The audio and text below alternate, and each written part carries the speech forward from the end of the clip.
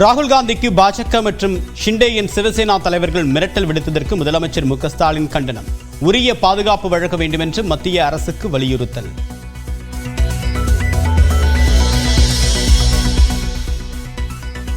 உதயநிதியை துணை முதல்வராக பட்டம் சூட்ட வேண்டும் என்ற கோரிக்கை வைக்கவே திமுக முப்பெரும் விழாவில் பழனி மாணிக்கத்திற்கு விருது.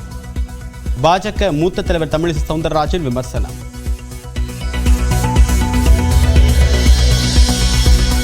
சென்னையில் ரவுடி காக்காத்தோப்பு பாலாஜி என்கவுண்டரில் சுட்டுக் கொலை. வியாசர்பாடி பகுதியில் காவல்துறையினர் சுற்றி வளைத்த போது அவர்களை நோக்கி சுட்டதால் என்கவுண்டர். என்கவுண்டர் செய்யப்பட்ட காக்காத்தோப்பு பாலாஜி மீது 25 கொலை வழக்குகள் உட்பட 59 வழக்குகள் உள்ளன. செம்மர கடத்தலிலும் ஈடுபட்டவர் என்று தகவல்.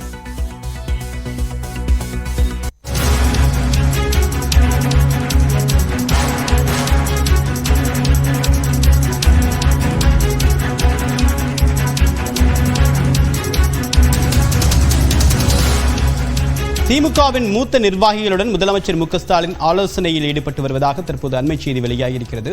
அண்ணா அறிவாலயத்தில் இந்த ஆலோசனை என்பது நடைபெற்று வருகிறது.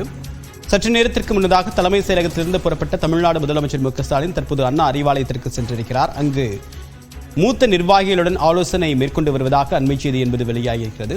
உதயநிதி ஸ்டாலினுக்கு துணை முதலமைச்சர் பதவி வழங்கப்படலாமா என்ற ஒரு கேள்வி எழுந்திருக்கக்கூடிய நிலையில் தற்போது அது தொடர்பாக திமுகவுடைய மூத்த நிர்வாகிகள் அவருக்கு துணை முதலமைச்சர் பதவி வழங்க வேண்டும் என்ற நேற்றைய நிகழ்வில் வலியுறுத்தியிருந்தனர். இந்த நிலையில் இந்த சந்திப்பு, இந்த ஆலோசனை கூட்டம் என்பது நடைபெற்று வருகிறது. சற்று நேரத்திற்கு முன்னதாக தலைமை செயலகத்திற்கு வந்திருந்த தமிழ்நாடு முதலமைச்சர் மு.க. ஸ்டாலின் இந்த ஆலோசனையில் ஈடுபட்டு வருகிறார். கட்சி, ஆட்சி என்ற 2 இடங்களிலும் மாற்றங்கள் நிகழுமா என்ற கேள்வி எழுப்பப்பட்ட போது நிச்சயமாக மாற்றம் ஒன்றே மாறாதது என்ற ஒரு பதிலை அவர் தெரிவித்திருந்தார். இந்த நிலையில் அவருடைய அமெரிக்காவிலிருந்து இந்தியாவிற்கு வந்த பிறகு பல்வேறு கட்சி நிகழ்ச்சிகளில் பங்கேற்கக்கூடிய நிலையில் நேற்று நடைபெற்ற முப்பெரும் விழாவிலும் துணை முதலமைச்சராக உதயநிதி ஸ்டாலினுக்கு பொறுப்பு வழங்கப்பட வேண்டும் என்று எஸ் பழனி மாணிக்கம் வலியுறுத்தியிருந்தார். இந்த நிலையில் தற்போது இந்த அண்ணா அறிவாலயத்தில் நடைபெற்று வரக்கூடிய ஆலோசனை என்பது முக்கியத்துவம் பெற்றிருக்கிறது. விவரங்களுடைய நிகரான நம்முடைய சிறப்பு செய்தியாளர் கோகுல், இந்த ஆலோசனைக்கான முக்கியத்துவம் என்ன?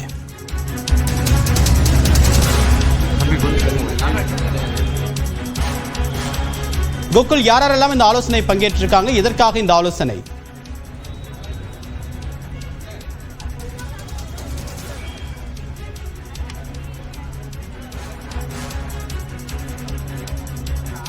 திமுகவின் மூத்த நிர்வாகிகளுடன் முதலமைச்சர் மு.க. ஸ்டாலின் அண்ணா அறிவாலயத்தில் ஆலோசனை மேற்கொண்டு வருகிறார். டி.ஆர். பாலு, திருச்சி சிவா, ஆர்.எஸ். பாரதி உள்ளிட்டோர் இந்த ஆலோசனையில் பங்கேற்றிருப்பதாக அண்மை செய்தி வெளியாகியிருக்கிறது. டி.ஆர். பாலு திமுக பொருளாளராக இருக்கிறார். திருச்சி சிவா மூத்த மாநிலங்களவை உறுப்பினராக இருக்கிறார். அமைப்பு செயலர் ஆர்.எஸ். பாரதி போன்றோர் இருக்கின்றனர்.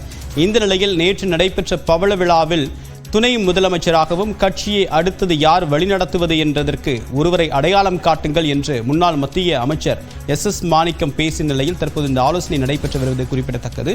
மீண்டும் இணைகிறார் நம்முடைய சிறப்பு செய்தியாளர் கோகுல், இந்த ஆலோசனைக்கான காரணம் என்ன? யாரெல்லாம் இந்த ஆலோசனையில் பங்கேற்றிருக்காங்க?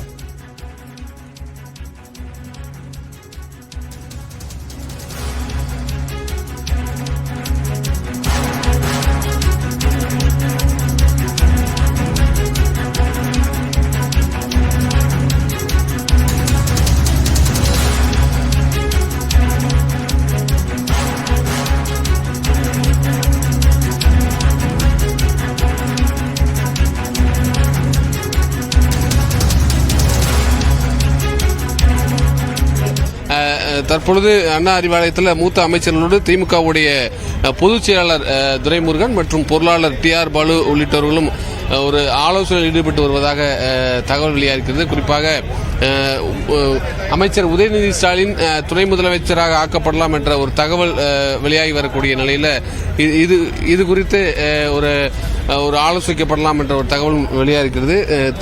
முதலமைச்சரோடு பொதுச் செயலாளர் துரைமுருகன் மற்றும் திமுகவுடைய பொருளாளர் டி.ஆர். பாலு மற்றும் மூத்த அமைச்சர்கள் ஏவாவேலு, பொன்முடி உள்ளிட்டோரும் வருகிறது இந்த ஆலோசனையில் இருக்காங்க. திமுகவுடைய அமைப்பு செயலர் ஆர்.எஸ். பாரதி மற்றும் நாடாளுமன்ற உறுப்பினர் திருச்சி சிவா உள்ளிட்டவர்களும் அண்ணா அறிவாலயம் வந்திருக்காங்க.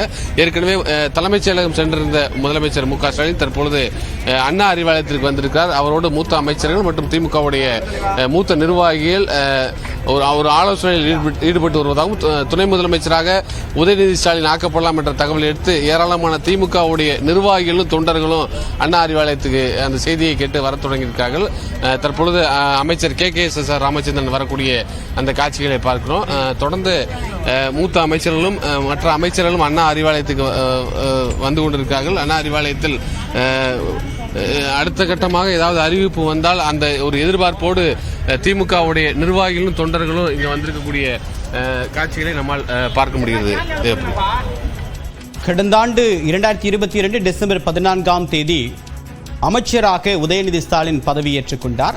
அவர் அமைச்சராக பதவியேற்று தொடங்கி பல்வேறு முக்கிய நிகழ்வுகளில் அவருடைய முகம் என்பது பிரதானமாக பார்க்கப்பட்டு வருகிறது. குறிப்பாக திமுகவுடைய மக்களவைத் தேர்தல் பிரச்சார முகமாக உதயநிதி ஸ்டாலின் அறியப்பட்டார். தொடர்ச்சியாக சனாதன விவகாரம் தொடர்பாக அவர் பேசிய கருத்து என்பது தேசிய அளவில் அவருக்கு ஒரு கவனத்தை பெற்றுக் கொடுத்தது. தன்னுடைய கருத்தில் இருந்து மன்னிப்பு கேட்கக்கூடிய இடத்திற்கே இல்லை, தான் இதற்கு முன்னால் இருந்த தலைவர்கள் பேசிய கருத்தை தான் பேசினேன் என்று அவர் கூறியது தேசிய அளவில் அவருக்கு ஒரு கவனத்தை பெற்று தந்த நிலையில் தொடர்ச்சியாக அவர் முன்னெடுக்கக்கூடிய விளையாட்டுத்துறை சார்ந்து அவர் முன்னெடுக்கக்கூடிய பல்வேறு விஷயங்கள் தொடர்ந்து அரசியல் தளத்திலும் நிர்வாக தளத்திலும் பேசப்பட்டு வருகிறது. இந்த நிலையில் அவருக்கு முக்கியத்துவம் கொடுக்கப்பட வேண்டும், துணை முதலமைச்சராக அறிவிக்கப்பட வேண்டும் என்று இளைஞரணி தரப்பிலிருந்தும் புதிய அண்மையில் வந்திருக்கக்கூடிய மூத்த நிர்வாகிகள் தரப்பிலிருந்தும் தொடர்ச்சியாக வலியுறுத்தப்பட்டு வந்த நிலையில் இந்த கருத்து என்பது முன்வைக்கப்பட்டு வருகிறது. கோகுல், தற்போது போன மாதம் 18ஆம் தேதி இதே மாதிரி ஒரு தகவல் முதல் துணை முதலமைச்சராக பதவியேற்பார் அப்படின்னு மூத்த அமைச்சர்களே பேசினாங்க. இப்ப மீண்டும் அந்த பேச்சு எழுவதற்கான காரணம் என்ன?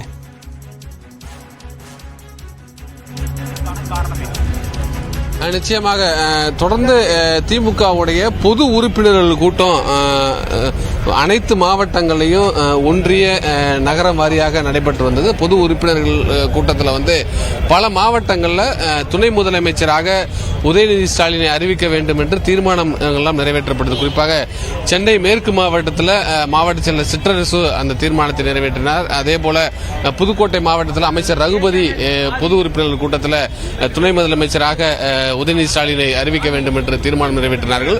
பொது உறுப்பினர்கள் கூட்டத்தில் பல நிர்வாகிகள் இந்த கருத்தை முன்வைத்து பேசினார்கள். நேற்று நடந்த பவள விழா கூட்டத்தில் கூட திமுகவுடைய உயர்நிலை செயல் திட்ட உறுப்பினராக இருக்கக்கூடிய முன்னாள் மத்திய அமைச்சரும் முன்னாள் நாடாளுமன்ற உறுப்பினருமா இருந்த SS பள்ளிமாணிக்கம் நேற்றைய தினம் விருது வாங்கிய பின்பு அந்த ஏற்புரையில் உடனடியாக துணை முதலமைச்சராக உதயநிதி ஸ்டாலினை அறிவிக்க வேண்டும் என்ற ஒரு கருத்தை முன்வைத்தார். பல அமைச்சர்கள் இந்த கருத்தை முன்வைத்து பல நேரங்களில் செய்தியாளர்களிடம் பேசும்போது தெரிவித்திருந்தார்கள். ஒரு எதிர்பார்ப்பு நிலவக்கூடிய நிலையில், அதாவது முதலமைச்சர் வெளிநாடு சுற்றுப்பயணத்தில் இருந்தபோது தமிழகம் முழுவதும் பல மாவட்டங்களுக்கு சென்று ஆய்வுக் கூட்டங்களை அமைச்சர் உதயநிதி ஸ்டாலின் நடத்தினார். தொடர்ந்து இது போன்ற ஒரு ஆய்வுக் கூட்டங்கள் அவருடைய நடவடிக்கைகளை வைத்து அவருக்கு துணை முதலமைச்சராக அறிவிக்க வேண்டும் என்ற ஒரு கருத்து முன்வைத்திருக்கக்கூடிய நிலையில் இன்றைய தினம் காலை 11:30 மணிக்கு ஒரு அறிவிப்பு வெளியாகும் என்ற ஒரு தகவல் வெளியாகியது. ஆனால் முதலமைச்சர் தலைமைச் செயலகத்திலிருந்து அங்கிருந்து தற்பொழுது அண்ணா அறிவாலயம் வந்திருக்கிறார். அண்ணா அறிவாலயத்தில் திமுகவுடைய தொண்டர்கள் நிர்வாகிகள் பலர் இங்க இருக்கக்கூடிய காட்சிகளை பார்க்கிறோம். அதாவது இந்த செய்தி துணை முதலமைச்சராக இன்றைய தினம் அறிவிக்கப்படலாம் என்ற ஒரு செய்தி இருக்கக்கூடிய தகவலின் அடிப்படையில் பட்டாசுகள் மற்றும் இனிப்புகளோடு திமுகவுடைய நிர்வாகிகள் அண்ணா அறிவாலயத்துக்கு வந்திருக்காங்க. ஆனால் இது அதிகாரப்பூர்வமாக இதுவரை எந்த அறிவிப்பும் வரவில்லை. முதலமைச்சரோடு திமுகவுடைய பொதுச் செயலரும் அமைச்சருமான துரைமுருகன் மற்றும் திமுகவுடைய பொருளாளர் TR பாலு மற்றும் மூத்த அமைச்சர்கள் பொன்முடி, ஏவாவேலு உள்ளிட்ட அமைச்சர்கள் முதலமைச்சரோடு அண்ணா அறிவாலயம் வந்திருக்கார்கள். ஒரு ஆலோசனையும் நடந்து கொண்டிருப்பதாக தகவல் கிடைக்கப்பட்டிருக்கிறது. இதன் பின்னர் தான் ஒரு அதிகாரம். நீங்க தொடர்ந்து இணைப்பு இருங்க. அடுத்ததாக பத்திரிகையாளர் திரு பிரியா நம்முடன் இணைகிறார். பேசலாம் சார். வணக்கம். அண்ணா அறிவாலயத்தில் நிர்வாகிகளோட ஆலோசனை கூட்டம் நடந்துட்டு இருக்கு. தமிழ்நாடு முதலமைச்சர் மு க ஸ்டாலின் தலைமையில் ஒரு கொண்டாட்ட மனநிலையில அங்க தொண்டர்கள் வந்திருக்கிறத பார்க்க முடியுது. மீண்டும் துணை முதலமைச்சராக உதயநிதிக்கு பதவி வழங்கப்பட வேண்டும் அப்படின்ற ஒரு கோரிக்கை எழுந்த நிலையில இந்த நகர்வை நீங்க எப்படி பாக்குறீங்க? இது எதிர்பார்த்த நகர்வு தான். அது கடந்த பல மாதங்களாக உதயநிதிக்கு ஒரு ஏற்றம் கொடுக்க வேண்டும் என்று ஒரு அழுத்தம் தொடர்ந்து திமுக இருக்கிறவங்க ஸ்டாலின் அவர்களுக்கு கொடுத்துக் கொண்டிருப்பதை நாம் பார்க்கிறோம். நேற்று நடந்த அந்த பவள விழா மாநாட்டில் கூட பழனி மாணிக்கம் அவர்கள் பேசும்போது உதயநிதிக்கு எப்ப நீங்க கொடுக்க போறீங்க டிப்டி சீஃப் மினிஸ்டர் அப்படின்ற ஒரு கருத்தை வந்து வெளியிட்டிருந்தார். ஸோ இப்படி இருக்கும்போது எல்லோரும் எதிர்பார்த்த ஒரு விஷயம். ஆனால் அடிப்படையான விஷயம் என்னவென்றால் இது வந்து ஒரு கான்ஸ்டியூஷன்